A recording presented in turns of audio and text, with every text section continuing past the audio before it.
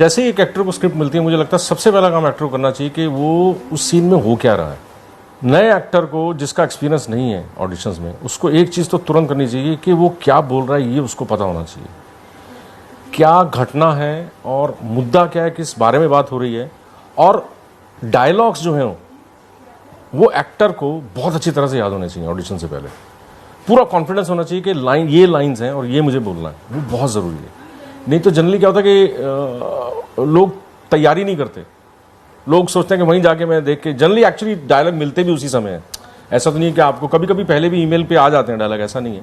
लेकिन अगर आपको ऑन द स्पॉट मिले हैं तो तुरंत सबसे पहला काम ये करना चाहिए कि देख लेना चाहिए कि ये इस सीन में हो क्या रहा है, मैं क्या कर रहा हूँ, मैं कौन हूँ, कौन सी जगह है ये। एडिशन में एक चीज़ और मुझे लगता है कि अगर एक्टर्स ध्यान रखें ऑडिशन में, कि जैसे ऑडिशन में अगर एक सीन है, सीन में अक्सर होता है 2-3 लोग और भी होते हैं, तो आप जब ऑडिशन जैसा कैमरे के सामने खड़े हो, आप डिसाइड कर लो कि ये आदमी जिससे मैं बात कर रहा हूँ ये इस तरफ खड़ा है, ये दूसरा आदमी इधर होगा और ये तीसरा आदमी इधर होगा।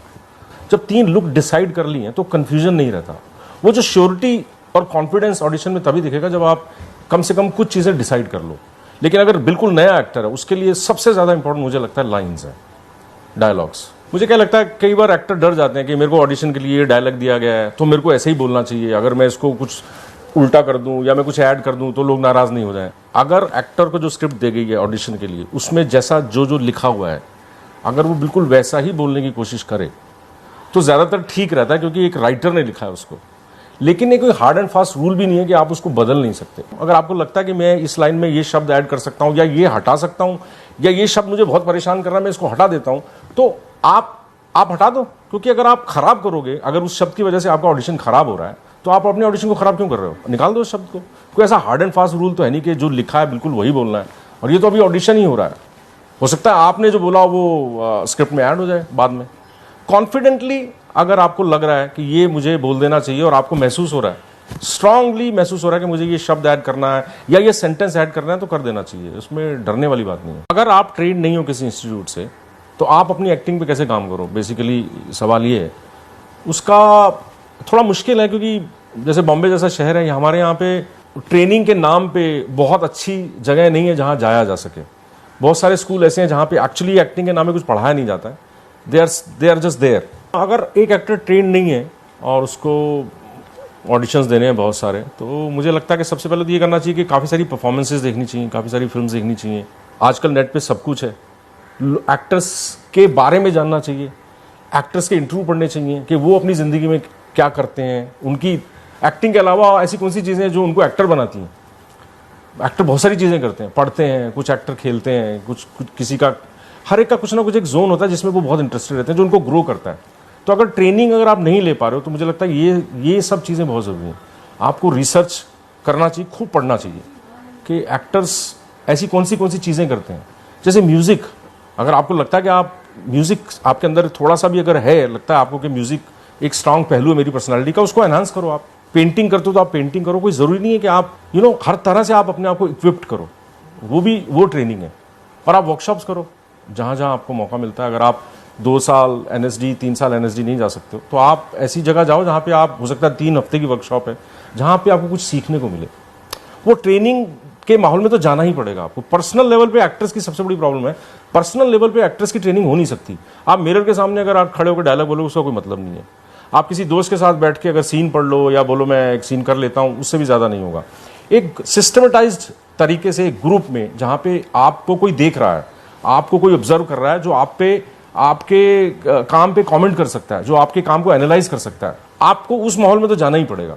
आज के समय में ट्रेनिंग की ज़रूरत बहुत ज़्यादा है, क्योंकि अब फिल्मों का ट्रेंड बदल रहा है। ओवर द टॉप वाली फिल्में अब थोड़ा धीरे कम होती जा रही हैं या बड़ी बहुत स्पेसिफिक हो गई हैं। अब इस तरह की छोटी छोटी फिल्में जिनमें कहानियों पे ज़्यादा जोर है, वहाँ परफॉर्मेंस चाहिए, और उसके लिए ट्रेनिंग बहुत ज़रूरी है। बिकॉज ऐसा कुछ है नहीं कि अगर मतलब आप, you are not a born actor, everybody is not a born actor. और एक बॉर्न एक्टर का भी कॉन्सेप्ट मुझे बड़ा अजीब सा लगता है। बॉर्न कुछ नहीं होता है, एवरीबडी ट्रेन्स समहाउ समवेयर। आप देख लो जितने अच्छे एक्टर हैं, अगर वो NSD से भी नहीं है तो कम से कम उन्होंने थिएटर किया होगा बहुत सारा। आप नोटिस करो जितने अच्छे एक्टर हैं, उनका कहीं ना कहीं कुछ कनेक्शन जरूर है किसी ना किसी तरह की ट्रेनिंग के साथ। मुझे लगता है अगर आप एक्टर्स की ट्रेनिंग की बात करते हो कि एक्टर्स को कहाँ जाना चाहिए ट्रेनिंग लेने के लिए, मैं थोड़ा सा बायस हो सकता हूँ, मैं खुद नेशनल स्कूल ऑफ ड्रामा से, मुझे लगता है NSD is the best place for actors in India. It's a 3 years course, लेकिन 3 साल में आप इतने नाटक करते हो कि आपका जो पर्सनल प्रैक्टिकल जो एक्सपीरियंस होता है वो इतना बढ़िया हो जाता है कि आप वहाँ से फुली इक्विप्ड होकर निकलते हो। उसके अलावा बॉम्बे मुझे लगता है बहुत सारे कुछ कोर्सेज भी हैं, मैं ज़्यादा जानता नहीं हूँ, लेकिन मैंने सुना है कि काफ़ी सारी वर्कशॉप्स हैं बॉम्बे में, नई नई तरह की वर्कशॉप हो रही हैं। तो आजकल इंटरनेट पे बहुत मटेरियल है, मुझे लगता है कि लोगों को वहाँ जाना चाहिए, जो एक्टिंग सीखना चाहते हैं उनको जाके रिसर्च करना चाहिए, देखना चाहिए कि ऐसी कौन सी जगह वो क्या पढ़ा रहे हैं। बहुत सारी जगह पे आप रिक्वेस्ट करके भी जा सकते हो कि मैं एक दिन आपकी क्लास में आके बैठना चाहता हूँ, आप चले जाओ, एक दिन देख लो, अगर आपको लगता है कि ये मेरे लिए ठीक है आप वहाँ ज्वाइन कर लो। क्योंकि एक्टिंग का भी ऐसा है कि आप अगर मैं टीच कर रहा हूँ तो सकता है आपको मेरी टीचिंग बहुत अच्छी लगे, किसी दूसरे को लगे कि ये तो नहीं, मुझे नहीं जम रही है बात आपको, लेकिन आपके लिए बहुत फायदेमंद है।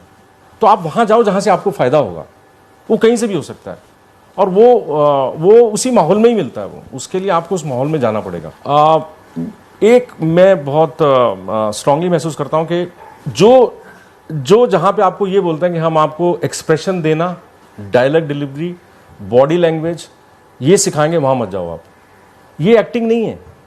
डायलॉग डिलीवरी सिखाना, बॉडी लैंग्वेज सिखाना, फेशियल एक्सप्रेशन सिखाना, आप फेशियल एक्सप्रेशन कैसे सिखा सकते हो किसी को? वो एक्टिंग नहीं है, ये तो बाय डिफॉल्ट है, ये तो एक्टिंग करते हुए होते हैं अपने आप। अगर कोई ये क्लेम करता है कि ये सिखाएंगे, वहां मत जाइए आप ऐसी जगह जाइए जहां एक ओवरऑल आपकी पूरी पर्सनैलिटी पे काम होता है। मैं ना बड़ा एक्साइटेड हुआ, पिछले करीब 2-3 साल में मैंने कुछ ऐसी फिल्में देखी हैं जिसमें कुछ परफॉर्मेंसेस देख के मैं पागल हो गया, मुझे लगा कि कमाल की परफॉर्मेंसेस हैं। लेटेस्ट है तितली, शशांक ने कमाल का काम किया उसमें, अमित सयाल एक वो भी उस पिक्चर में है, अमित ने एक और पहले भी 1-2 फिल्में की थी, मुझे बहुत उसका काम बहुत अच्छा लगता है। राजेश शर्मा लव शब्द चिकन खुराना में और बहुत सारी फिल्मों में मुझे बहुत एक्साइटिंग लगता है उनका काम। Pankaj Tripathi is very good, Amit surd is very exciting. Nimrat ने बहुत छोटा सा रोल किया था लव शब्द चिकन खुराना में और मुझे इतना अच्छा लगा था, शी इज़ ब्रिलियंट। प्रबलीन जिसने शाहिद में, I was completely blown by Prablin's performance. She was amazing in that film. Mayank Tiwari, another very exciting actor. Sulemani कीड़ा में he was brilliant. He is also a writer. Sulemani कीड़ा में जो लड़की हैं अदिति, she was brilliant. तितली में जो लीड लड़की हैं Shivani, she was brilliant. Shahid में Zeeshan was brilliant. Zeeshan Qadri also in Gangs of Wasseypur. I think for me ज़ीशान's performance was one of the best performances. ऐसे मुझे लगता है बहुत सारे काफ़ी नए एक्साइटिंग एक्टर्स हैं इस समय जो बहुत इंस्पायरिंग है।